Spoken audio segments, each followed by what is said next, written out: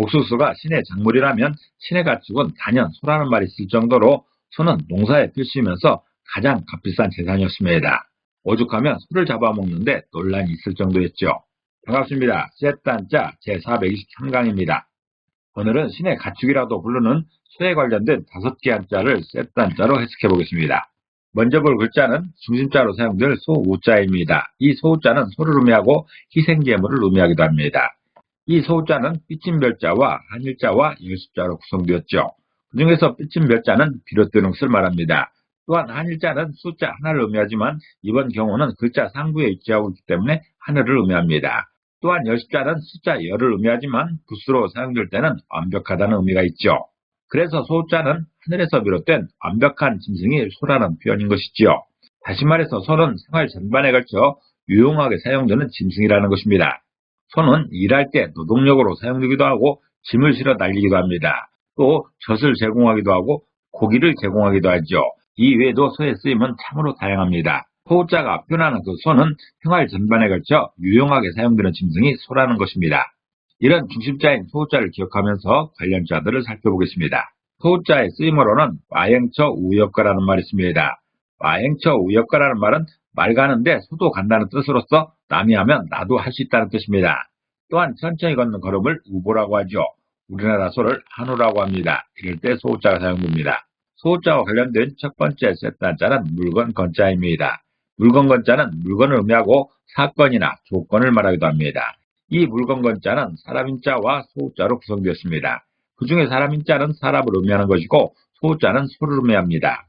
그래서 물건 건자는 사람들에게 소는 중요한 물건이 된다는 것이죠. 다시 말해서 소는 사람이 가장 가지고 싶은 물건의 대표라는 것입니다. 사람들이 가지고 싶은 물건은 참 많습니다. 짐승도 하나의 물건으로 생각한다면 전통사에서 사람들이 가지고 싶은 가장 중요한 물건은 소였던 것이죠. 소는 사람이 가장 가지고 싶은 물건의 대표였던 것입니다. 그것을 표현하는 글자가 물건 건자입니다. 사사건건이라는 말이 있죠. 사사건건은 모든 일을 말합니다. 온갖 사건을 사사건건이라는 것이죠. 또 물건이라고 할 때나 조건이라고 할 때 물건 건자가 사용되고 있습니다. 소자의 두 번째 셋단자는 희생생자입니다. 희생생자는 희생을 의미하고 재물을 의미하기도 합니다. 이 희생생자는 소자와 날생자로 구성되었죠. 그 중에 소자는 소를 의미하는 것이고 날생자는 나타나는 것으로 이유를 말하고 있습니다. 그래서 희생생자는 소를 낳는 이유는 희생제물이라는 것입니다. 다시 말해서 희생제물로 사용하는 소의 쓰임이 으뜸이라는 것입니다. 소의 쓰임은 여러 가지가 있지만 그 중에 으뜸은 희생제물이라는 것이죠. 소를 희생제물로 사용할 때 가장 보람있고 가장 으뜸이라는 뜻입니다. 가장 가치 있는 일이라는 설명인 것입니다. 양이나 돼지 등도 희생제물로 사용하지만 희생제물로 사용하는 으뜸은 소라는 것입니다. 희생제물로 사용하는 소의 쓰임이 으뜸이라는 표현이 희생생자입니다. 삼생이라는 말이 있습니다. 삼생은 산재물로 쓰는 세 가지 짐승을 말하죠. 다시 말해서 소, 양, 돼지 등 종묘의 곡물을 말합니다. 이 외에도 오생이라는 것도 있고 육생도 있습니다. 희생제물로 쓸 수 있는 짐승의 범위를 말합니다. 또한 희생이라는 말에서나 희생양이라는 말에서도 희생생자가 사용되고 있습니다. 세 번째 셋단자는 기를 먹자입니다. 기를 먹자는 기르다는 뜻이죠. 이 기를 먹자는 소자와 따라갈 치자로 구성되었습니다. 그 중에 소자는 소를 의미하는 것이고 따라갈 치자는 뒤따라가는 것을 말하고 있습니다. 그래서 기를 먹자는 소의 뒤를 따라가는 것이 기르는 것이라는 그런 표현인 것이죠. 다시 말해서 소가 자라는 속도에 맞추어 알맞게 뒷받침하는 것이 기르는 것이라는 그런 설명입니다. 기를 먹자는 소가 자라는 속도에 맞추어 알맞게 뒷받침하는 것을 설명하고 있습니다. 소가 이렇게 가고 있으면 목동은 뒤쫓아가는 게 맞습니다. 앞에서 끌고 가는 것은 제대로 기르는 것이 아닌 것이죠. 소를 잘 기르는 사람은 소의 속도를 맞출 수가 있습니다. 그것이 바로 기를 목자의 설명인 것입니다. 십양구목이라는 말이 있죠. 십양구목은 양 10마리에 목자는 9이나 된다는 뜻입니다. 국민의 숫자에 비해 공무원이 많음을 비유하는 말입니다. 또한 목동이라는 말에서나 목사라고 할 때도 기를 목자가 사용되고 있습니다. 이번에 볼 글자는 특별할 특자입니다. 특별할 특자는 특별하다는 뜻이 있고 뛰어나다는 뜻도 있습니다. 특별할 특자는 소자와 절사자로 구성되었죠. 이 중에 소자는 소를 의미합니다. 또한 소고기를 의미하기도 합니다. 절사자는 절을 의미합니다. 이 절사자는 붓으로 사용될 때 작지만 중요한 것을 표현하고 있습니다. 그래서 특별할 특자는 소고기의 각 부위마다 작지만 중요한 맛의 차이가 특별한 것이라는 그런 표현입니다. 소고기의 각 부위마다 독특한 맛의 차이가 있는데 그것을 특별하다고 합니다. 돼지에게는 20여 개의 부위가 있다고 합니다. 그런데 소에게는 300여 개의 부위가 있다죠. 아주 많은 부위들이 있고 그 부위마다 독특한 맛의 차이가 있다는 것이죠. 그 부위마다의 맛의 차이를 특별하다고 하고 있습니다. 특별할 특자는 소고기의 각 부위마다 독특한 맛의 차이가 특별하다는 그런 설명입니다. 이 특별할 특자는 세트 한자 123강에서도 자세히 설명한 바 있습니다. 참고하시기 바랍니다. 대서특필이라는 말이 있죠. 대서특필은 뚜렷이 드러나게 큰 글씨로 쓴다는 뜻으로서 누구나 알 수 있도록 크게 열어놓는 일을 말하고 있습니다. 특징이라는 말도 있죠. 특별하다고 할 때도 특별할 특자가 사용되고 있습니다.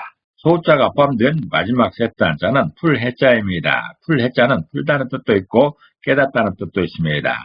이 풀해자는 뿔각자와 칼도자와 소자로 구성되었습니다.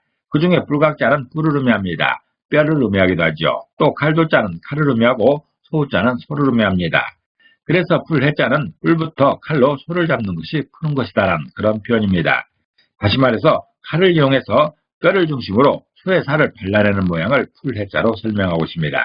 과거에 무시장이 열리는 시장에서는 소 한 마리를 해체하는 해체쇼를 했었습니다. 이른바 소 잡는 날이라는 것이죠.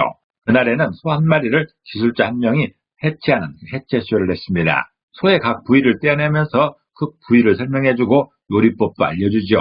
소고기의 특별한 맛을 제대로 알 수 있는 배움의 장이었던 것입니다. 그때 일어나는 일을 풀해자로 설명하고 있습니다. 풀해자는 칼을 이용해서 뼈를 중심으로 소의 살을 발라내는 모양을 설명합니다. 일지반해라는 말이 있습니다. 일지반해는 하나 정도를 알고 반 정도 깨닫다는 것으로서 아는 것이 적음을 비유하고 있습니다. 아는 것 중에 하나밖에 알지 못하고 하나를 아는 것 중에서도 겨우 반만 깨닫고 있다는 것이죠. 또 이해한다고 할 때, 해석한다고 할 때도 풀해자가 사용됩니다. 오늘 배운 것을 정리해 보겠습니다. 먼저 본 글자는 물건 건자였습니다. 물건 건자는 소는 사람이 가장 가지고 싶은 물건의 대표라는 그런 표현입니다. 또 희생생자는 희생제물로 사용하는 소의 쓰임이 으뜸이라는 것이죠. 소의 여러 가지 쓰임 중에 희생제물로 사용할 때가 으뜸이라는 뜻입니다. 그리고 기를 목자도 있습니다. 기를 목자는 소가 자란 속도에 맞춰 알맞게 뒷받침하는 것이 기르는 것이라는 것이죠.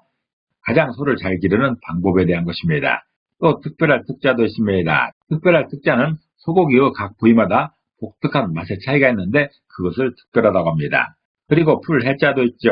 풀해자는 칼로 뼈를 중심으로 소의 살을 발라내는 모양을 설명하고 있습니다. 오늘은 소자를 중심으로 한 5개 한자를 세트 한자로 해석해봤습니다. 오늘 배운 것을 다시 한번 요약하겠습니다.